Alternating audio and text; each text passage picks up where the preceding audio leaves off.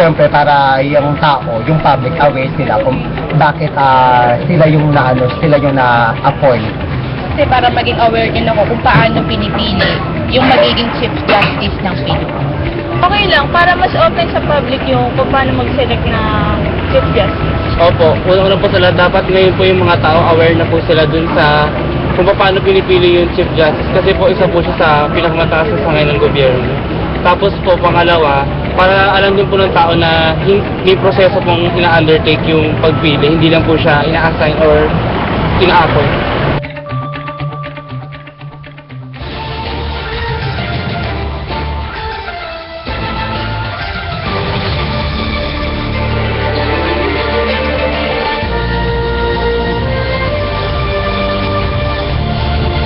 To those who just tuned in, ito po ang special program ng PTV para manmanan po yung pagpili sa susunod na Chief Justice. Cathy, meron tayong mga katanungan from our audience, but bago natin iba to sa ating kasamang si Robert, gusto po muna nating linawin kay Attorney JJ. Ano po ang gagawin? Meron nga nagpapanukala, ipag-bar exam sila ulit. But as of now, ano po yung steps na dadaanan ng mga nominado? Ano ba yung proseso at ano na nga ba, nasa na ba tayo dito Nasaan sa na tayo? steps na Right. ito?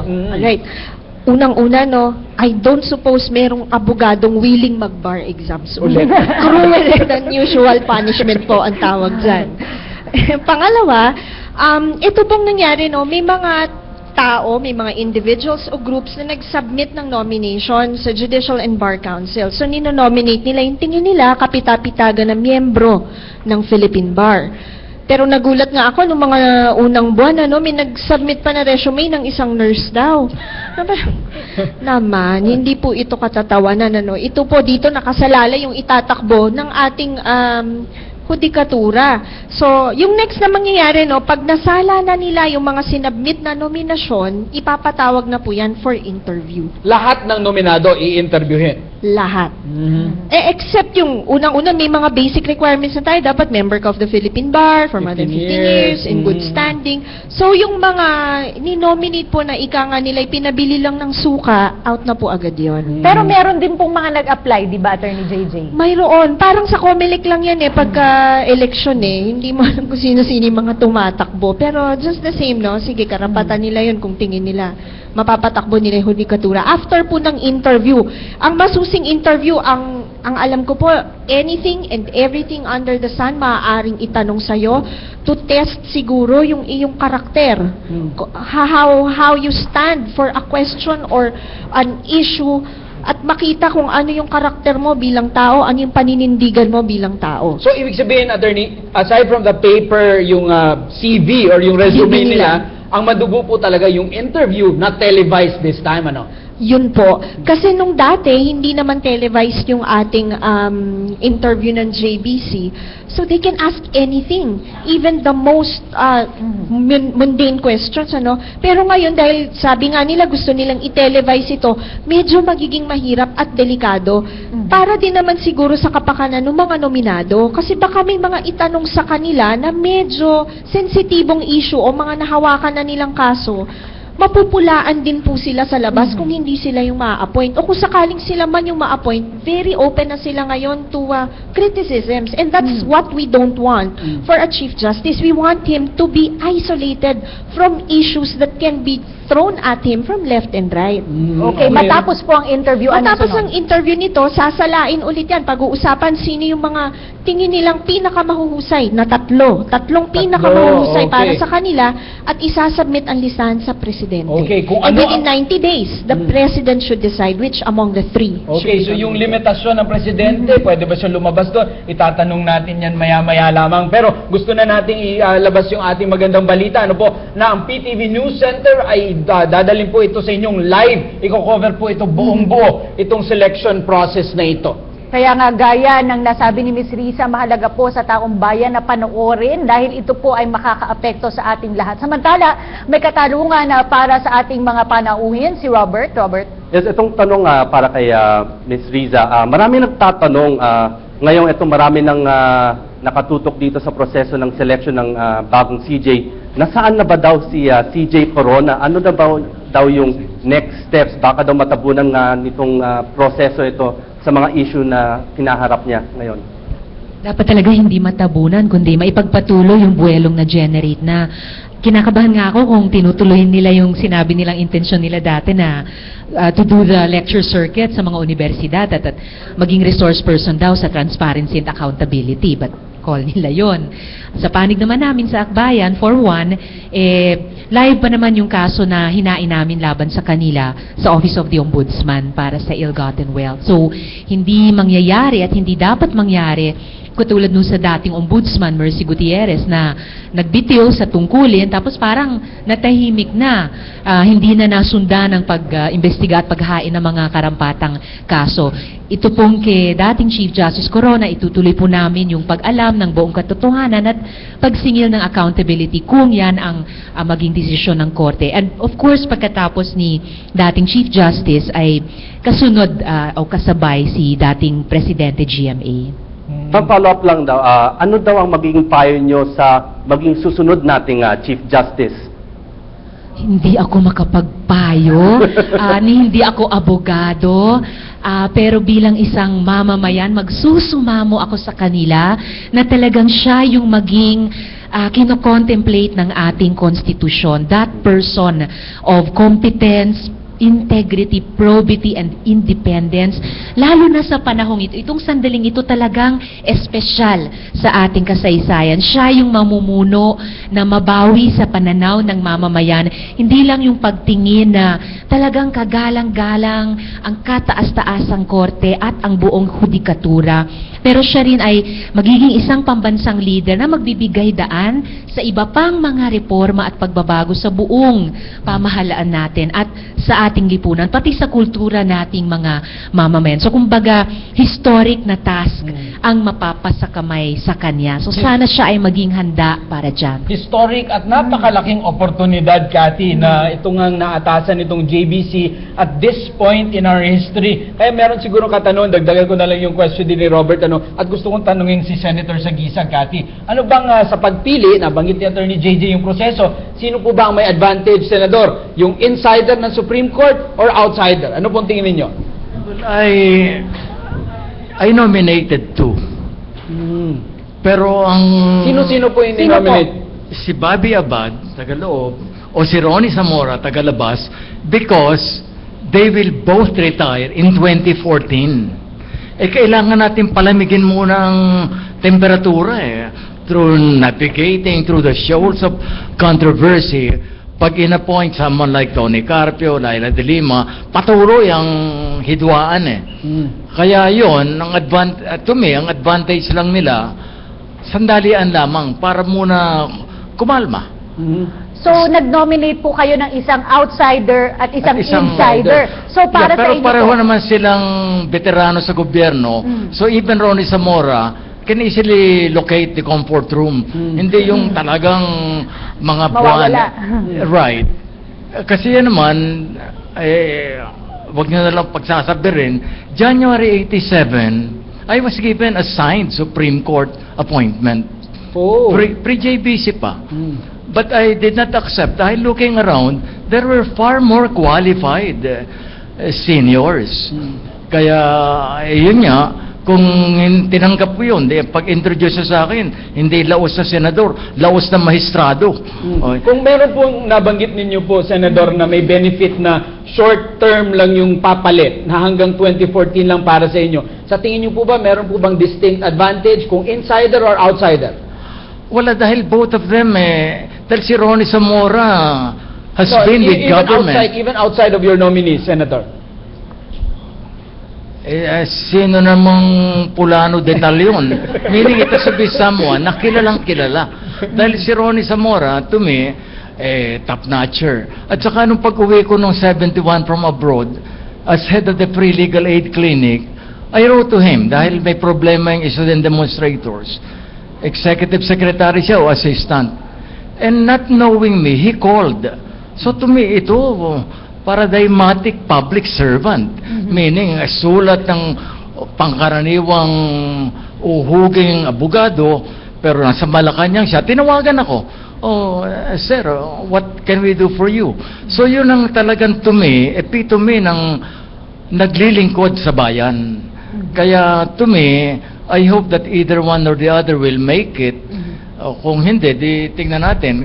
Pero ito, ang advantage nga, by 2014, si Bobby, by May 2013, will have stepped down. By then, makakapili na tayo ng long term dahil talagang yung institutional arrangements have to be solid for some years. Napakagaling po talaga mag-endorso ni Senador Sagisag. Buti na lang hindi po kami ang pupili nito, Senador, kami ni Cathy. Yung Pero- JBC po, oo. Just to continue your line of questioning, tanungin naman natin ang posisyon o ang opinion ng IBP, Attorney Trixie, sa tingin niyo po ba, ano ang nominee ang may advantage? Yung miyembro na ng Supreme Court o yung tagalabas? Dahil pareho po pwedeng mapili. Officially, ang stand ng IBP is that the next Chief Justice pwede manggaling sa loob o sa labas. Although may distinct advantage ang taga-loob.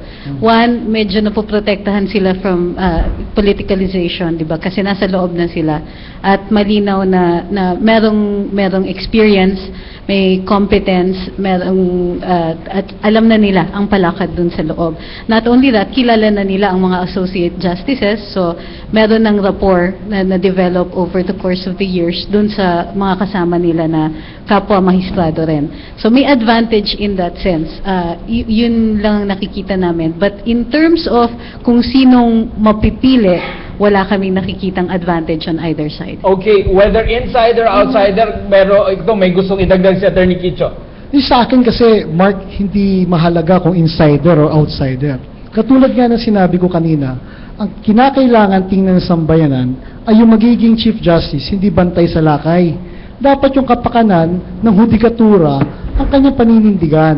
No, hindi po pwedeng ikaw lumahok ka sa isang proseso, tapos gusto mo makinabang ka dun sa proseso na yon. Dapat itong mga bantay sa lakay na to, dapat pare-pareho tayo talagang tumayo at labanan itong mga to. Sapagkat mahirap naman every year meron tayong impeachment. Okay, kaya napakaganda, malinaw ang posisyon ni Senator Sagisag. Meron siyang ini-endorso. Si Attorney Kicho naman, meron siyang tinututulan. At pwede yan, may kasama sa proseso yan, Attorney Cynthia, no, na tatanggap ng mga letters of support, tatanggap naman ng letters of talagang opposition. Ganun po ba yan, Attorney Cynthia? Well, I think that's why there is a move for transparency. Para makita ng taong bayan, sino ba yung mga nominees na to. But along that line, personally, I feel that there's a danger also to this transparency issue. Kasi, like we have discussed a while ago, dun sa nomination process, during the panel interview, any and all questions will be asked. Yung sabi nga ni Attorney JJ dito, even the mundane questions will be asked. And para sa akin, nakakatakot lang dito kasi baka mamaya, syempre nasa camera sila. There might be the danger also of grandstanding. They also might not be able to ask the sensitive questions kasi natatakot sila, it might offend somebody. I have nothing against the member of the JBC. On sensitive questions, Attorney, ibig mo sabihin, pwede magtanong, meron ka po ba kayong kabit? Meron po I ba think kayong they utang asked that Pwede during ba the mga JBC, ganon? yes. Oo. Talaga? So itong mga matters na to, pwedeng mailabas siguro sa ngayon sa TV kung sakasakali. Pero parang sa akin, the limit should be that the audience should be able to ask the questions but not really have a hand in the selection. Kasi this is the role and the function of the members. The questions should be asked siguro through the audience, tapos yung talagang mag-iisip at magde-decide eventually should be the JBC members. Okay. Hindi yan dapat itinatapon, sorry doon sa mga hindi yan dapat tinatapon sa audience kasi in the first place, pag hindi nakuha yung kanilang manok, ano mangyayari? So again, we go back to that process na parang napopolitika. Kahit pa sabi mong audience yan, pwedeng na politika eh. This is a golden opportunity to depoliticize the process. Although we could be members or we could participate, but I think it should be somehow limited. Alright, matapos itong interview ay magsusumiti na nga ng listahan sa presidente itong JBC. Attorney Trixie, tanungin ko lang, limitado ba yung Pangulo sa pagpili mula dun sa listahan na ito? Paano kung wala siyang napili?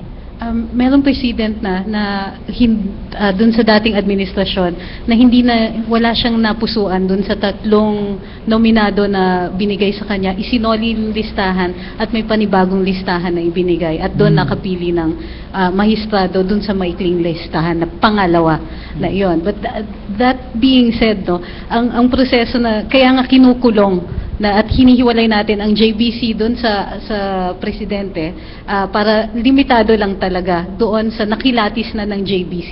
So kahit meron ng naiisip ang presidente na posibleng kandidato, kailangan dadaan muna siya doon sa JBC. Pag nakasurvive siya doon sa JBC, ang tingin natin is at least merong competence and integrity. Ang hindi lang po na-address ng issue na yon at ng itong mga bagong pamamaraan ng pagkikilatis ng mga kandidato ay yung independence. Kasi anong ibig sabihin ng independence?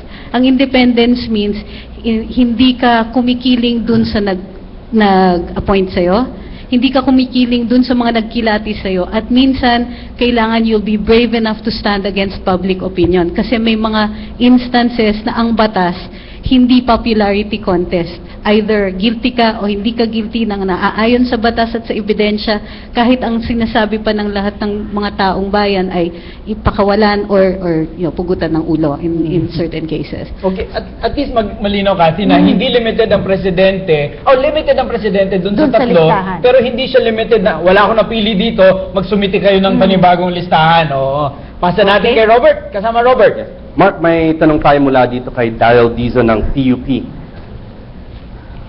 Magandang hapon po. Nabanggit po kanina yung mungkahin na magkaroon uli ng bar exam ang mga nominado bilang Chief Justice. Ano naman po ang masasabi ninyo sa pagsasailalim ng mga nominado sa psychological test? Kanino natin babato yan? Kay Attorney JJ. Oo. Unang-una, wala yon dati. Wala. Itong psychological test. Walang psychological test. Siguro maganda kung may psychological test nga, Ang psychological test kasi is dumarating yan after na yung pagka yung selection na talaga. Pero yung pag-submit mo, pag-nominate mo, wala Habang during the interview, wala yan Pero siguro maganda nga kung by the time na ma-nominate sila, may kasama ng results na psychological test.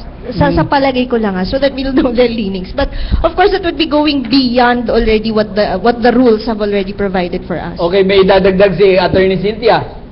Sa pagkakaalam ko, merong neuropsychiatric exam. Pero these are for applicants to the other positions, to the judiciary positions. Now, I feel hindi na? Kasi parang, yun ang alam ko, they have to go through an NP test, NP screening, para makita yung kanilang competence. Siguro palawigin na lang konti yon once the list has been finalized. Kasi kung lahat ng nominees or applicant, lahat ng nominees ngayon, 100 sila, papaganon, parang it's such really a waste of time. Maybe after this list has been shortlisted, the longer shortlist, yun, siguro, para makita rin ng mga tao, sino ba tong mga taong kino-consider for the position. Okay, ngayon napakaganda po ng ating discussion. Kaya po hindi natin ito tatapusin sa araw na ito. Marami pa pong mangyayari pero ititigil po natin siguro. Bibigyan natin ng huling pagkakataong magmensahe ang ating mga guests. Alright, unahin natin kay dating Representative Risa Ontiveros Barakiel. Panghuling mensahe niyo po para sa ating mga manonood. Maraming salamat po kina Kathy at Attorney Mark at kay Robert at sa ating pong mga student participants dito sa ating forum. Sana po gaya ng pinakita ng ating mga kinatawa na kabataan, sina Julius din, ang bawat mamamayan natin ay i-sustain yung hindi lang yung taas pero yung talas ng pag-alam sa ano yung mga issue at bar nung panahon ng impeachment trial at dalhin itong kakayahan ng kaisipan to bear on dito naman sa pagpili ng bagong Chief Justice na hindi mga ilangan ng isang people power sa tuwi-tuwi na grand production pero maging pang-araw-araw na disposisyon ng ating kalooban bilang mamamayan na umasa tayo na yung ating mga pinuno sa anumang sangay ng pamahalaan ay karapat-dapat at tumutupad sa kanilang mga tungkulin, hindi lang sa saligang batas, pero pati sa atin na mga mamamayan. At para din parang laging exchange gift na kapag sila ay gumagampan sa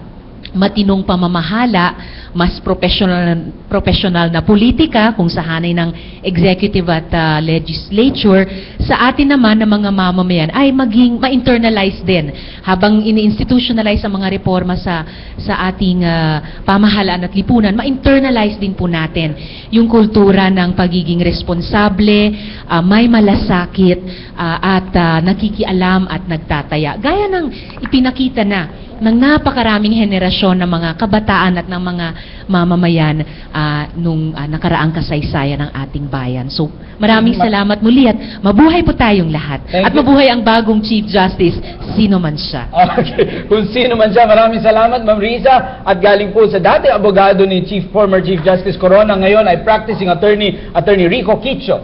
Maraming salamat sa inyo. Alam niyo po, marami tayong leksyon, maraming mga aral tayong natutunan dun sa natapos na impeachment. Dapat po, nasa atin po ngayon, bilang mga mamamayan, nasa atin ang hamon kung paano natin bibigyang halaga at paano natin ipaglalaban itong mga natutunan natin ng impeachment. Ang kinakailangan po ay wag po tayong mapagod sa vigilance natin, sa pagmamatyag sa ating mga government employees, no? Hindi lamang po sa Chief Justice, ngunit sa lahat po ng mga government officials natin. Ang aking pong hiling sa mamamayan ay dapat po patuloy po nating pag-igtingin yung laban na magkaroon ng mataas na antas yung pamamahala. Hindi lamang ng bagong Chief Justice, ngunit ng ating mga government officials. Okay. Sa huli, kinakailangan magsama-sama tayo na kontrahin itong mga bantay sa lakay na nais talagang maupo sa Korte Suprema. Maraming salamat, Attorney Rico Quicho. At mula naman sa kabataan, alamin natin ang mensahe ni Jules Giang. Unang-una, pinagpupugayan natin siyempre ang PTV4 dahil patuloy ang kanilang pagbibigay ng impormasyon sa lahat ng mamamayan kung anong ba yung mga nararapat nating malaman ukol nga sa pagpili ng susunod na punong maestrado. Ukol naman dito sa transparency issue, totoong maaring dapat may limitasyon ito, ngunit para dito sa prosesong ito, dapat siguro ay tinanggap na agad ng mga nominado yung hamon na kailangan talagang maging bukas sila sa lahat ng mga detalye. Kasi kung may itatago pa sila dito, mas nakakatakot siguro kung naging Chief Justice na sila, baka mas maging close pa sila sa mga mamamayan. Pangalawa naman dito ay sa mga kabataan ay maging patuloy tayong makialam at makilahok at magsuri lalo na dito sa pagpili ng ating susunod na punong maestrado. Kaya nga kami sa USC, sa University Student Council ng UP Diliman, ay sisimulan namin tong DARE movement, on Disclose All Records movement. Kaya naman sa lahat po ng mga nominado para sa susunod na Chief Justice, maghanda na po tayo dahil kukulitin po namin kayo para ilabas ang inyong salin. Kung kayo naman ay mula sa private sector, ay ilabas ninyo ang inyong ITR. Para ngayon pa lang ay open na tayo sa lahat ng mga transactions. Okay. Maraming salamat, Jules. At susunod po ay dating prosecutor, volunteer prosecutor, Attorney Cynthia Rojas. Maraming salamat sa inyong imbitasyon. Siguro, what we should really look into now is to go into the track record, elevate the discussion to the track record and transparency issues of each and every candidate or nominee. Para dito may opportunity tayo na tignan o suriin mabuti. But more importantly, I think we should depoliticize the system. Dapat tanggalin natin doon kasi otherwise you would again go back to the succession issues in relation to the former Chief Justice. So siguro dapat tanggalin natin talaga yung sa politika and go back into the track record of each and every nominee. Maraming salamat sa PTV4 para sa mga discussion forums na tulad nito. Okay, maraming salamat din po, Attorney Rojas. Samantala, alamin naman natin ang mensahe ni Attorney Trixie Angeles mula sa Integrated Bar of the Philippines. May dahilan kung bakit ang punong mahistrado ay hindi ini-elect. May dahilan kung bakit ang mga mahistrado hindi sinasubject sa elective processes. Gayunpaman, kahit ang hinihiling natin ay isang independent ng hudikatura, may dahilan kung bakit transparent dapat pa rin ang proseso ng pagpili ng mga mahistrado. Bakit? Sa paraan nito, nagmamasid ang taong bayan at sa pagmamasid na iintindihan ang mga operasyon ng batas na nagbibigay ng katarungan dito sa sistema na ito. Mga operasyon katulad ng pagkakailangan na magkaroon nga ng isang independent na hudikatura na independent kahit dun sa popular will ng taong bayan. At dahil nakikialam tayo na may hope na rin tayo na magkakaroon tayo ng isang punong mahistrado na magkakaroon ng pagkakataon na mabalanse niya ang pangangailangan ng transparency and at the same time ang pangangailangan ng maging fair and impartial doon sa hudikatura. Salamat po. At ito naman, Cathy, galing sa ating suking legal resource person, Attorney JJ Atienza. Tama po si Senator Sagisag, no? Masyado pa pong sariwa yung sugat ng impeachment. Kung kaya't siguro po para dun sa mga nominado, let us also try to remember our culture of delicadeza because we don't want na ma-aggravate pang muli itong sugat na to. Tama si Sir, palamigin muna natin. Okay, maraming salamat, Attorney JJ. At huling mensahe po ng ating dating mambabata, Senador Rene Sagisag. 2 points. Una nga, kaya tayo nandito ngayon dahil dun sa hindi pagsunod dun sa SALN requirement. Ngayon naman, I have again sent out hundreds of my students to get from the Supreme Court the terminal SALN of Rene Corona and the one that he should have filed not later than the last day of April last. Hanggang ngayon, humihila pa rin ang bayawak sa lungga. Yun ang mga sumbong sa akin. Only Justice Villarama has fully disclosed as early as January. Si Tony Carpio naman, si Justice Sereno, only summaries. So, yun pa rin ang problema, no? The other thing naman, itong kaibigan natin si Rico, laging kinikiliti si Laila. Si Laila, hindi naman unqualified, dahil top-notcher din naman, kaya lang, yun niya, I'm not for her for now. Maybe she should run for the Senate muna. But to me, tama yung nakikinig siya roon sa mga chismis na talagang ang intensyon ng GMA magbiyahe at baka maring hindi na bumalik Costa Rica, whatever. Kasi at that time, kahit sino mang huwes ngayon, pagka hihingi ka ng permiso to live, you will be arraigned first. Importante yon. At pangalawa, hihingi ng medical evidence. Abay dito, walang medical certificate, walang medical testimony. Pinayagan ng Gloria Arroyo 8. Pagkatapos na mag-hearing later that week kay Mupas, sabi ng mga St. Luke doctors, pwede nang umalis. Not the country, but the hospital. Dapat mag-apologize na ang Supreme Court dahil sila naikutan. Okay. So, marami po pang sasabihin, pero yun nga, medyo yata tayo, wala na rin panahon. Kaya pasensya na ho sa last na senador na pag nakakuha ng mic, hindi maawat. Maraming salamat po sa muli ninyong pagpapaunlak, Senador Rene Sagisag. At unang bahagi pa lang po yan ng serya ng mga diskusyon na aming isasagawa sa pagsabay dito sa isasagawang pagpili ng JBC na susunod na punong mahistrado. Ako po si Cathy San Gabriel. Ako naman po si Robert Tan. Mahalaga po na maiparating namin sa inyo ng buong-buo ang bawat kaganapan sa pagbabago sa ating hudikatura. At nais namin malaman ang inyong opinyon dahil ang inyong opinyon ay mahalaga. At mula po dito sa bagong PTV, ang telebisyon ng bayan, muli namin kayong inaanyayahan na sabayan kami dito. Samahan niyo po kami. Tutukan natin itong proseso ito at pinapangako po namin na ibibigay namin sa inyo itong buong-buo kagaya ng aming paghatid sa inyo ng impeachment trial. At sana sa mga darating na mga panahon, ibibigay na namin sa inyo ang short list. Dahil ito po ang kauna-unahang panahon na tututukan natin ng live ang pagpili mismo ng susunod ng Chief Justice. Kaya abangan ang lahat ng detalye dito lang sa programang The Next Chief Justice.